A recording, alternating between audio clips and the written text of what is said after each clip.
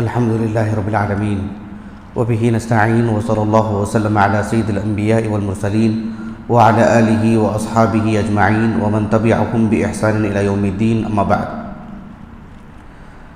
آج اللہ تعالیٰ کی توفیق، اس کے فضل و کرم سے 10ویں تراویح مکمل ہوئی ہے۔ ہم نے سورۃ الانفال اور سورۃ التوبہ کا لگ بھگ کچھ حصہ ہم نے سماع کیا ہے۔ چونکہ روزانہ ایک جز کی تلاوت ابھی نہیں ہو رہی ہے، تو اس اعتبار سے حسب ضرورت میں کسی آیت کریمہ سے متعلق کوئی بات آپ کے سامنے رکھوں گا۔ کل کی جو تراویح تھی سورۃ الاعراف کا جو آخری حصہ تھا، اس میں آپ دیکھو موسیٰ علیہ السلام کا جو قصہ ہے بہت پھیلا کے اللہ رب العالمین نے بیان فرمائی۔ میں آج آپ کو ایک بات بتاتا ہوں جو قرآن مجید کو سمجھنے کے لیے بہت معاون ہوگی انشاءاللہ۔ اللہ کے رسول صلی اللہ علیہ وسلم قرآن مجید میں جتنے بھی کلمات ہیں، ہر کلمے کا معنی تو نہیں بتایا آپ نے، کیونکہ آپ علیہ السلام کے صحابہ سب اہل اللسان، الارض کا معنی کیا، السماء کا معنی کیا یہ بھی بتایا اللہ کے رسول نے؟ اس کی حاجت ہی نہیں ہے۔ آپ علیہ السلام نے قرآن مجید کی جس جگہ کے خاص طور پر تفسیر آپ نے بیان فرمائی ہے، اس کو بھی اہل علم نے یکجا کیے ہیں، یعنی التفسیر النبوی، یعنی قرآن مجید کی وہ آیات جن سے متعلق آپ علیہ السلام نے اس کا معنی مفہوم بتائے ہیں، اس میں کچھ اہل علم نے صرف ان آیتوں کو اکٹھا کیا جو احکام سے متعلق ہیں۔ لیکن ابھی ایک نئی کتاب ہے التفسیر النبوی، شیخ خالد ابن عبدالعزیز الباطلی کی، اس میں انہوں نے آپ علیہ السلام کی وہ ساری احادیث جو اللہ کے رسول نے قرآن مجید کی آیت کریمہ کی تفسیر میں کہی ہیں، اس کو یکجا کی گئی۔ لیکن قابل غور بات یہ ہے کہ سورۃ الاعراف کی اب میں جو آیت کریمہ پڑھ رہا ہوں اور اس کی تفسیر میں اللہ کے رسول نے کیا کہا، وہ جو بتانے جا رہا ہوں، وہ حدیث مبارکہ وہ نہیں لائے ہیں۔ گویا کہ یہ حدیث مبارکہ ایک اعتبار سے اس کتاب پر سورۃ الاعراف کی اس آیت کریمہ کے ضمن میں استدراک ہے، کیونکہ انہوں نے یہ آیت کریمہ، یہ حدیث مبارکہ ذکر نہیں کی ہے۔ آیت کریمہ کیا ہے؟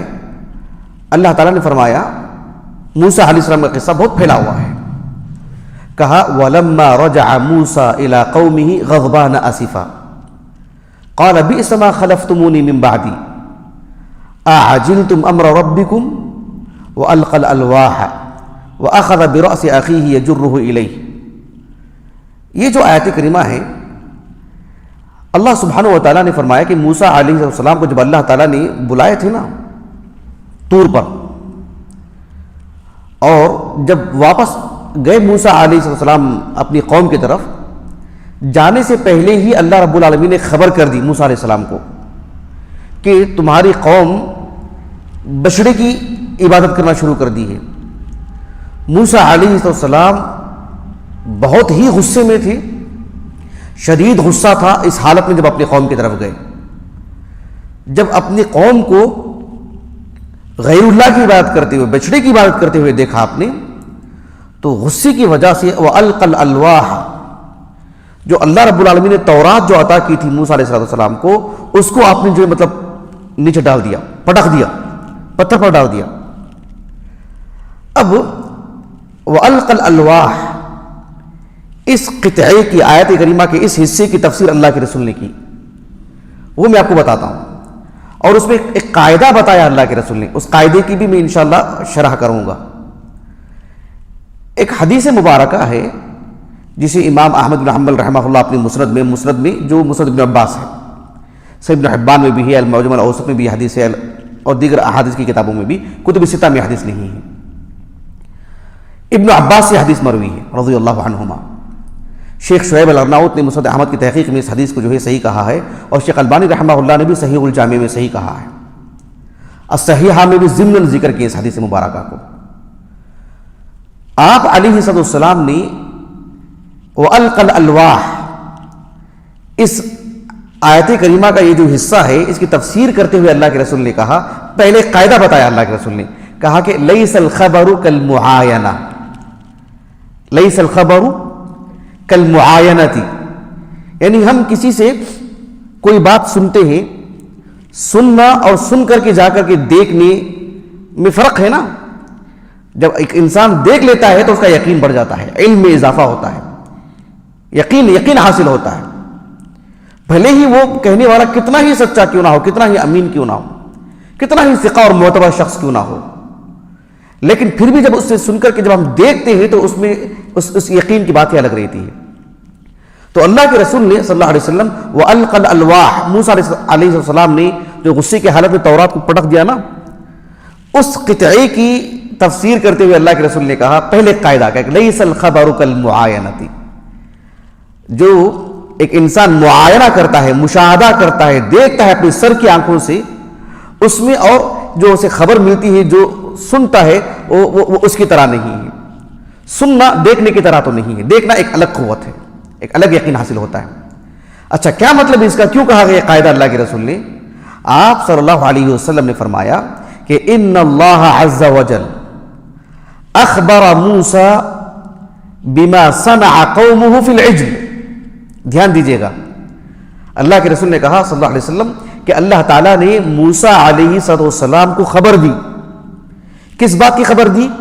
بما صنع قومه فی العجل، ان کی قوم جو بچڑے کی جو عبادت کر رہی ہے، بچڑے سے متعلق اب ان کی قوم کا جو معاملہ ہو چکا ہے، اللہ نے خبر دی موسیٰ علیہ السلام کو.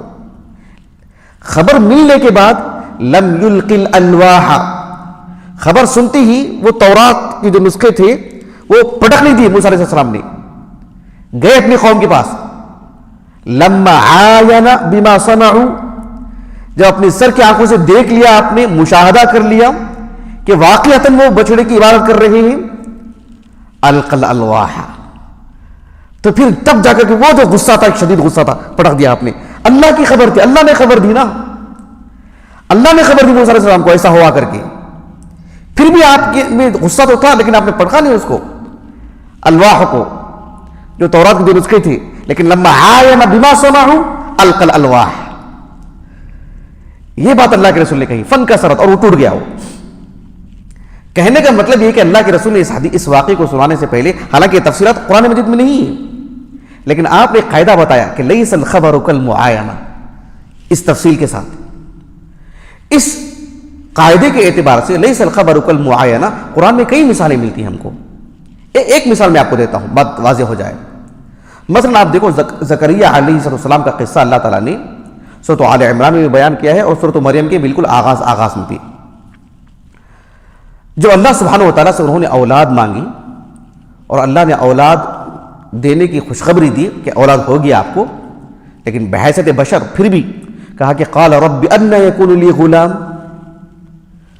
وکانت امراتی عاقرہ وقد بلغت من الکبر عتیہ، کہ اللہ مجھے کیسے لڑکا ہوگا، میرے گھر کیسے لڑکا ہوگا، میرے گھر کیسے لڑکا ہوگا، جبکہ میری جو اہلیہ ہے، میری بیوی، وہ بانجھ ہے.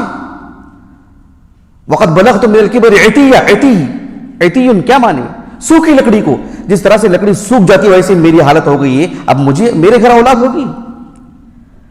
یہ جب بات کہی، کب کہی زکریا علیہ السلام نے؟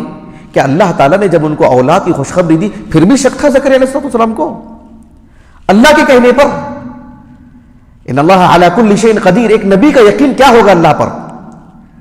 لیکن پھر بھی لیس الخبر کالمعاینہ، اللہ نے خبر دی آپ کو اولاد ہوگی، لیکن معاینہ میں ابھی ہوا نہیں، فعلا نہیں ہوا ہے، ابھی وہ معاملہ انجام نہیں پایا ہے. تو یہ بات تھی. ایک عالم دین ہے محمد ابن علی الکرجی القصاب رحمہ اللہ، 360 ہجری سن وفات ہے ان کا. ان کی کتاب ہے نکت القرآن الدالۃ علی البیان فی انواع العلوم والاحکام. اہل السنہ والجماعہ کا جو عقیدہ ہے نا، جیسے امام بخاری، امام ابو داؤد، امام مسلم، امام احمد بن حنبل، امام دارمی اور فلاں 30 ہجری کے علماء جو بیان کرتے ہیں نا، اہل السنہ کے عقیدے سے مطلب کتنے کتابیں ہیں، سینکڑوں. ان سب کتابوں کو قرآنی آیات کی روشنی میں اہل سنہ کے عقیدے میں اتقان چاہتے ہیں اس کتاب کو ضرور پڑھیں. اور اللہ کی کتاب عربی زبان میں ہے. عربی اسالیب کو، قرآنی اسالیب کو اگر آپ گہرائی سے جو ہے سمجھنا چاہتے ہیں اس کتاب کا مطالعہ ضرور کریں. بہت ہی عمدہ کتاب. اس میں آپ نے اس آیت کریمہ کی تفسیر میں لکھا کہ دلیل علی تثبیت الخبر المروی وصحتہ. ایک آدمی کو ایک خبر ملی ہے، اس خبر کو ملنے کے بعد وہ یہ کہنا کہ نہیں مجھے اس کی دلیل پیش کریں، یا میں دیکھنا چاہتا ہوں، یا وہ منظر میرے سامنے ہو، یقین حاصل کرنے کے لیے یہ اس کی دلیل ملتی ہے. لیس الخبر کالمعاینہ. تو یہ بڑی اہم چیز ہے. لیس الخبر کالمعاینہ حدیث مبارکہ ہے. اس قطعے کو رکھ کر کے اہل علم نے ایسی نادر باتیں کہی ہیں، ایسی عمدہ باتیں کہی ہیں، اور واقعتاً 1 2 3 کر کے اگر میں آپ کو بتاؤں تو واقعتاً حیران ہو جائیں گے. سبحان اللہ، بہت بڑی بڑی باتیں کہی ہیں، لیکن اس کی گنجائش نہیں ہے. بحیثیت مسلمان اللہ سبحانہ و تعالیٰ نے ہمیں یہاں جو پیدا کیا ہے اور اس دنیا میں بھیجا ہے، اللہ تعالیٰ کو دیکھے بغیر، جنت جہنم کو دیکھے بغیر جو بھی غیبیات ہیں ایمان لانا یہ اصل ہے. یہاں لیس الخبر کالمعاینہ نہیں. یہی تو امتحان ہے. ایک حدیث ہے، بہت طویل حدیث، اس کا ایک کتاب میں آپ کو بتاتا ہوں، متفق علیہ حدیث ہے. صحیح بخاری کی کتاب الدعوات میں اور صحیح مسلم کی کتاب الذکر والدعاء والتوبہ والاستغفار میں. ابو ہریرہ اس کے راوی رضی اللہ عنہ. حدیث بہت معروف، سب جانتے ہیں. جہاں دینی مجلسیں ہوتی ہیں اللہ تعالیٰ کے ملائکہ گھومتے رہتے ہیں نا، اور جب کسی مجلس کو پا لیتے ہیں حلموا الی حاجتکم، ملائکہ سے کہتے ہیں کہ بھئی دیکھو جس کے لیے ہم تلاش کر رہے تھے، جس مجلس کو مجلس ہے، اس مجلس میں کیا ہوتا ہے، اللہ کی دینی باتیں ہوتی ہیں، اللہ کی دین سے متعلق باتیں ہیں، سب کچھ اللہ کے پاس خبر لے کے جاتے ہیں. اب میرے موضوع سے متعلق بات کیا ہے؟ وہ اللہ تعالیٰ سے جا کے کہتے ہیں کہ اے اللہ تیرے جو بندے ہیں تیری عبادت، تیری حمد و ثنا، تیری تعریف، تیری تسبیح، تیری تمجید خوب بیان کرتے ہیں. اللہ تعالیٰ ان سے پوچھے گا ہل رعونی، وہ میری عبادت کرتے ہیں، اتنے شد و مت سے میری عبادت کرتے ہیں، کیا مجھے دیکھا ہے انہوں نے؟ لا واللہ ما رعوک. ملائکہ کہتے ہیں کہ اے اللہ بالکل نہیں، تیری قسم، تیری ذات کی قسم، وہ تجھے دیکھا ہی نہیں انہوں نے. اللہ سبحانہ و تعالیٰ پھر سے سوال کرتے ہیں فَكَيْفَ لَوْ رَأَوْنِي، مجھے دیکھے بغیر میری ایسی عبادت، اگر مجھے دیکھ لیتے تو کیسی عبادت ہوتی ان کی، دیکھ لیتے تو کیسی عبادت ہوتی. تو ملائکہ کہتے كَانُوا أَشَدَّ لَكَ عِبَادَةً وَأَشَدَّ لَكَ تَمْجِيدًا وَتَحْمِيدًا وَأَكْثَرَ لَكَ تَسْبِيحًا.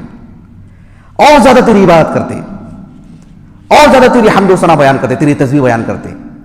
لیکن یہی تو ان کا امتحان ہے، یہی تو ان کا معاملہ ہے. دیکھی نہیں ہے یہ صورتحال ہے. تو یہاں لیس الخبر کالمعاینہ والی بات نہیں ہوگی. بہرحال یہ اللہ کے رسول کی تفسیر تھی. ایک قاعدے کے اعتبار سے ایک قاعدہ بھی اللہ کے رسول نے بیان کیا. اللہ تعالیٰ سے دعا ہے کہ اللہ تعالیٰ ہمیں کتاب اللہ کو گہرائی سے سمجھنے کی اللہ ہمیں سعادت دے، توفیق دے. اللہ سبحانہ و تعالیٰ نے جو کلام نازل کیا ہے اسے اچھی طرح پڑھنے، پڑھانے، سمجھنے، سمجھانے، عمل کرنے، اس کی نشر و اشاعت کرنے، اس کا دفاع کرنے کے اللہ ہمیں توفیق عطا فرمائے. سبحانک اللہم و بحمدک اشہد ان لا الہ الا انت استغفرک و اتوب الیک.